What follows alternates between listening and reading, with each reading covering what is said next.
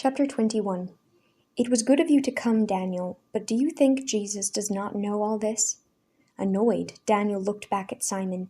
He had walked all the way from the village at the end of a long day's work. Twice a slanting rush of rain had drenched him to the skin, and the night air, heavy with fog, had only chilled him and not dried the clothing that clung to his body. He had fought his way through the tattered crowd in the garden, and now that he had reached the door, they refused to let him approach Jesus. The teacher, they explained, was conferring with important men who had come all the way from Jerusalem to question him. Now Simon brushed off Joel's urgent warning with no more than a shrug. "Forgive me, Daniel," Simon said now, seeing that he had offended his young friend. "We are worried too. These priests from Judea, they haven't given him a moment's peace for 3 days. They pretend to be so respectful, and they're only trying to trap him into saying something they can prove is blasphemy. It keeps us all on edge. Why does he stay here if he knows he is in danger? Why doesn't he hide till he's strong enough? The people need him. Come another time, Daniel. I cannot talk tonight." With the door shut against him, Daniel stood in the crowded garden. He wanted desperately to see Jesus. He knew now that the warning had been only an excuse.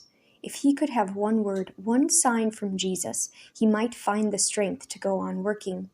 For a long time he waited, lost in his own misery. Finally, Andrew came to the door of the house and looked out. "No use to wait," he called to the wretched crowd. "The master is very weary. He can see no one else tonight." A wailing filled the garden. Then gradually the sick and the lame, convinced that the man had meant what he said, began to hobble back toward the road. A few simply settled themselves on the damp ground, having no other place to spend the night. Presently the door opened again, and Simon and Andrew and Jesus came out into the garden. They moved slowly, and Jesus spoke kindly to those who obstructed the way, touching them sometimes with a pitying hand. Firmly, the 2 disciples pushed a way for their master to the outside staircase that led to the upper room. They stood watching till Jesus, carrying a small nightlight, ascended the stairs, went into the shelter, and closed the door behind him. It was dark in the garden. When the disciples had gone back into the house, Daniel moved forward and stood at the foot of the staircase. He could not bear to go away. He was sure he had not made any sound, but over his head the door opened. "Who is there?" Jesus spoke. He raised the lamp. Daniel did not dare to speak, but almost without thought he moved into the small circle cast by the lamp and raised his head till the light fell upon his face. "Come up, my friend," said Jesus softly. The upper chamber was completely bare and clean. On the floor was unrolled the thin mattress on which Jesus was to sleep. "Sit down," said Jesus, and he himself sat opposite Daniel on the floor of rolled earth. "Why are you troubled?" he asked. "I came to warn you." Daniel hurried into his errand. "Joel says you are in danger. He says they have turned against you in the synagogue. He's afraid they will try to kill you." "Thank you," said Jesus gravely. "It is kind of you and Joel. Now tell me, why are you troubled?" Shamed, aware that he should not disturb the master's rest, Daniel sat struggling with his conscience. Then his misery spilled over. "Because I don't know where to turn. Everything has failed. Everything I hoped and lived for." "What did you live for?"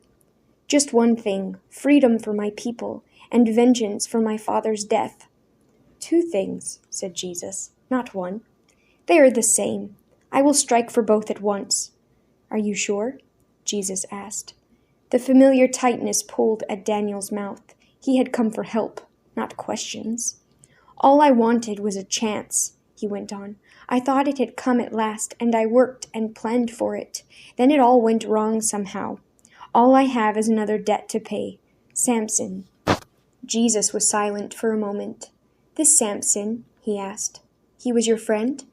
The question surprised Daniel. He had thought of Samson as a burden, as a symbol of his own weakness. He had never thought of Samson as a friend, but now he saw that it was true. "He died for me. He didn't understand about Israel or the kingdom. He just died, without any idea what we were fighting about." Then, heedless of the master's weariness, forgetting everything but the guilt that had tormented him every moment since the day of the rescue, he poured out the story of Rosh, of the betrayal on the mountain, of Nathan's death, and the debt that Samson's sacrifice had laid upon him. "Yes," Jesus said slowly, "an eye for an eye, a tooth for a tooth.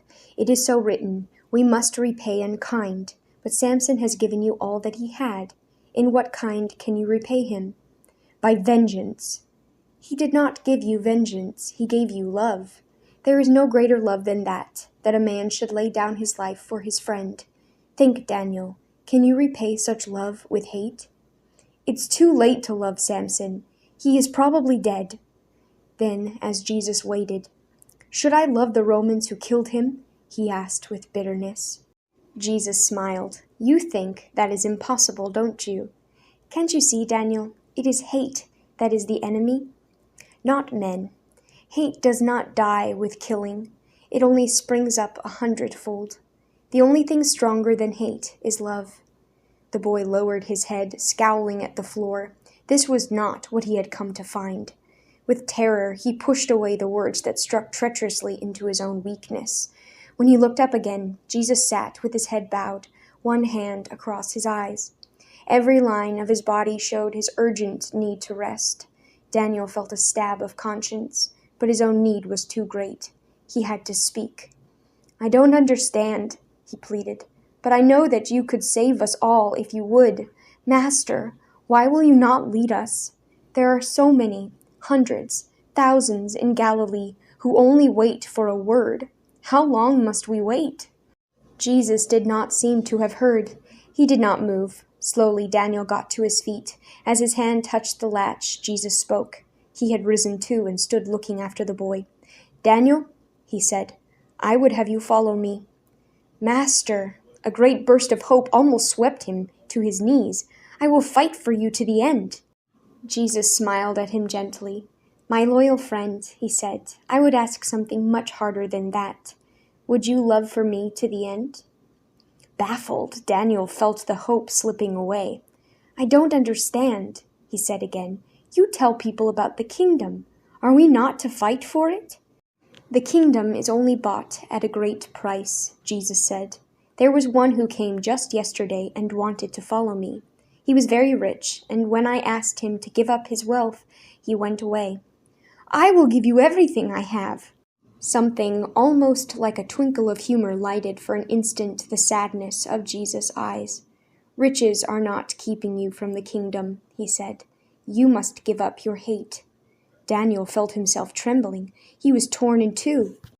Before the appeal in the man's eyes, he felt the whole fabric of his life about to give way, and the very ground beneath his feet like shifting sand. He summoned all his strength to battle for the one thing that was most precious to him.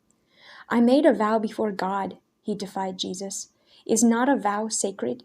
Jesus looked at him steadily, with a look he knew he would never forget, full of sadness and regret, and a deep loneliness beyond any reach. Yes, he said, it is sacred. What did you vow, Daniel? To fight. Daniel stopped, remembering the night in the passage, seeing Joel's face, trying to remember the exact words they had spoken. Vaisha's voice came back to him. To live and to die for God's victory. A smile suddenly transformed Jesus' face. The old smile, radiant, full of youth and strength. He put his hand on Daniel's shoulder. That is not a vow of hate, he said. Go in peace, my son. You are not far from the kingdom.